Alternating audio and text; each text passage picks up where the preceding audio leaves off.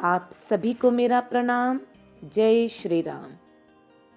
आइए हम और आप एक सुंदर बोध कथा का श्रवण करते हैं, जिसका सार है सुपात्र की पहचान।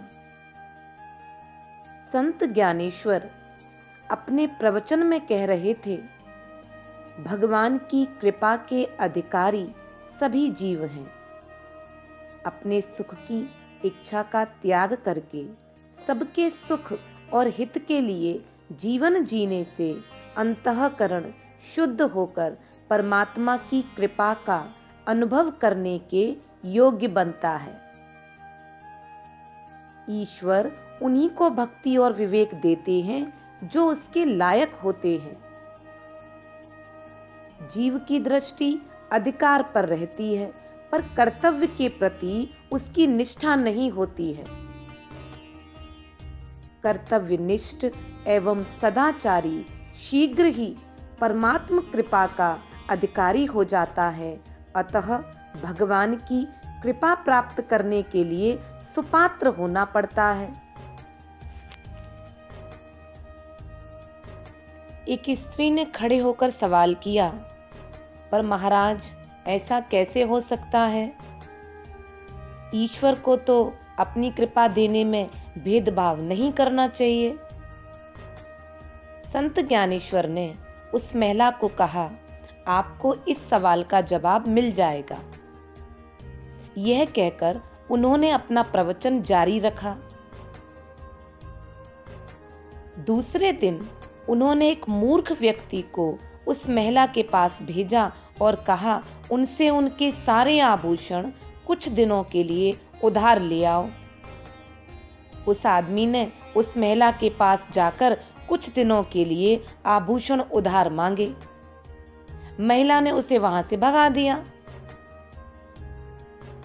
अगले दिन खुद संत ज्ञानेश्वर उस महिला के पास पहुंचकर बोले, देवी, मुझे कुछ पैसों की जरूरत है। अगर आप अपने आभूषण कुछ दिनों के लिए मुझे उधार दें तो बड़ी कृपा होगी। महिला ने संत की आवभगत की, फिर आभूषण दे दिए। संत ने कहा, आपको अपने सवाल का जवाब मिल गया होगा। कल जो आदमी आपसे आभूषण मांगने आया था, उसे आपने आभूषण नहीं दिए, क्योंकि आपको वह सुपात्र नहीं लगा। पर मुझे आपने आभूषण दिए, क्योंकि आपकी नजर में मैं सुपात्र हूं। तत्व ज्ञान, परमात्मा की भक्ति और विवेक, यह कभी भी नष्ट न होने वाली दैवीय संपदा है। श्री भगवान के आभूषण है। जब हम सुपात्रों का ध्यान रखते हैं तो ईश्वर क्यों नहीं रखेगा? यह कहकर संत ज्ञानेश्वर ने उस महिला के आभूषण लौटा दिए और अपने उत्तर से उस महिला को संतुष्ट कर दिया। श्री भगवान सत प्रेरणा सबके हृदय में करते हैं, सबको सावधान कराते हैं, पर मनुष्य ध्यान नहीं देता है। भोजन सबको बराबर मिलने पर भी व्यक्ति अपनी भूख के अनुसार ही भोजन करता है। भूख सबकी समान नहीं होती।